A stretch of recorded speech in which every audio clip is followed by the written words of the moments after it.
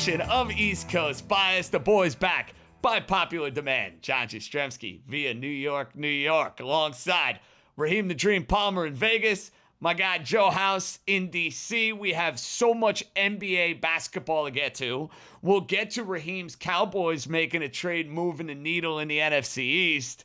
But where do we begin? Oh, baby. We begin with my New York Knicks in Boston. Two massive second half deficits. Yet, Joe House, the New York Knicks, after what they pulled on Monday, oops, I did it again. The Knicks do it again to Boston. Horrific shot selection from the Celtics. Great defense from the Knicks. Jalen Brunson bringing you home. Mikal Bridges making plays. And the Knicks, who were massive underdogs in the series. The Knicks, who, full disclosure, Joe House, I did not give much of a chance to as far as winning this series. That has gone completely out the window when you go to Boston and win the first two games. And not only win them, House, win them the way that they did. I don't know where to begin. I mean, on the one hand, it is the case that this Boston team has gotten up by 20 points twice against the New York Knicks and look like the pedigree of a defending champ. But on the other hand, this is a flashback.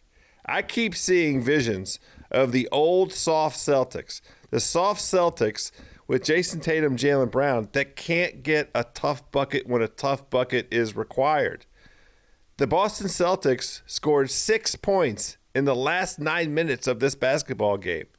A must-have, a desperation spot, a spot where you cannot mess around because this New York Knicks team is loaded for bear. If they see any window whatsoever, they jump through it and they execute and they execute and they execute until they've grabbed that W. And Boston just hasn't been up to the challenge. Now, they are, through 2 games, exactly 25 for 100 from three-point range. 25% from three-point range. And that's their bread and butter. That's a bad piece of toast right there. I wouldn't want to eat it, Dream. The Celtics team is in trouble. The historical percentage is 86% when the road team goes out and wins the first 2 games of a series. That 14%, it doesn't look good on the Green Celtics, Dream. See, I'm struggling with this one because when a team dominates the way the Celtics have done through the first 3 periods of both of these games, I don't want to just throw all of that out because they continue to choke these games away in the fourth quarter. Now, we have seen teams come back from 0-2. You go back to the 2021 Los Angeles Clippers.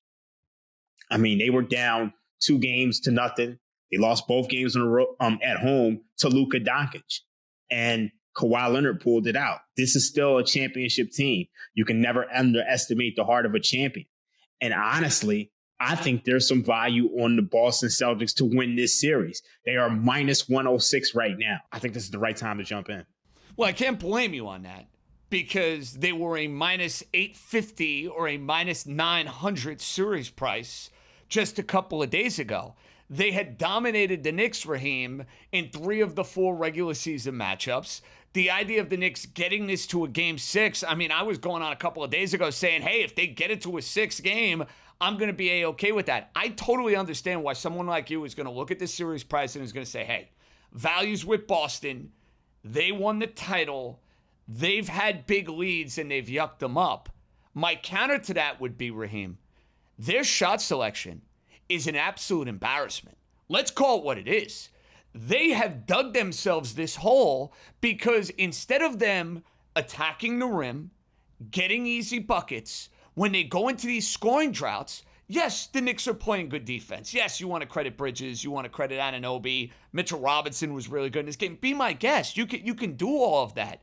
But Jason Tatum, late in the game, down 1, got a screen, blew by Mitchell Robinson, attacked the basket, scored when he attacked the rim. What a concept for the Celtics. I mean, listen, Missoula, please keep running out the exact same game plan you have in the first 2 games. I appreciate it. All of New York City appreciates it. But that's my thing with the Celtics here, Raheem. This team now's got some adversity. Last year, they won the championship. They had an easy road to the finals. Let's call it what it is. They faced no adversity against the Mavs. The Pacer games were close. Okay. Pacers choked game 1. They swept in 4. And the other 2 series were in 5 games. Now they're 0-2, belly of the beast, against a tough, I don't give a you-know-what New York Knicks team. I want to see how the Celtics respond here, Raheem. I think that's fair, right? It is fair, but I have to remind you, back in the 2022, 2023 season, we saw this team go down 3 games to nothing. To the Heat. And force a game 7. And, of course, Jason Tatum, he sprained his ankle, 3 minutes into the game. That's true. Still lost the game 7, though. They still lost the game 7. Still lost. But this is not the type of core that you count out. That's all I'm saying. I get that. Raheem, yeah. I am not celebrating this series. Trust me. What Kobe Bryant say? Job's not finished? Job's not finished for the New York Knicks. I am not taking the parade. I'm not taking the lap house. In no way am I sitting there saying to myself, this series is done. I can easily live in a world where the Celtics go and win the next 2 games. Look at the line for game number 3 is a perfect example of that. They're making you lay 5 points with Boston on the road at Madison Square Garden with a series price, to Raheem's point, that's basically a coin flip. But I don't think we can overlook here, House, not just the Celtics losing these games. Because if they lost these games and they're just sleepwalking, and we know this team could turn on the switch, turn off the switch, that's something that's been well discussed and well documented. I think the issue for them is they have had self-inflicted collapses here because of bad coaching, bad shot selection, and their best players not delivering, point blank. Well, and the single biggest difference to me, and this is the tough bucket point, Jaylen Brown was the guy that got all those tough buckets in the NBA Finals last year in that stretch where they beat the Pacers, made it to the Finals. Jaylen Brown isn't healthy. I mean, he has some kind of issue with his knee. He doesn't have the bounce. He looked very good in the first half of this game. But, dude, he and Jason Tatum combined 13 for 42 from the field. They aren't going to win any basketball games when they shoot like that. Derek White is doing the best he can. Drew Holiday's doing the best he can. But those dudes take 42 shots and they shoot 30% combined. They're not going to win the games. And the problem is what we keep seeing in these fourth quarters down the stretch, they can't get the buckets in the crunch time minutes that are the meaningful buckets, the back to the basket buckets, the get to the free throw line buckets. It's just not in the DNA of this team. Now, they can course correct. There's no 2 ways about it. They've been very well coached the last handful of years. There's a reason we keep seeing them in the finals. And so that's why the price for the series is attractive.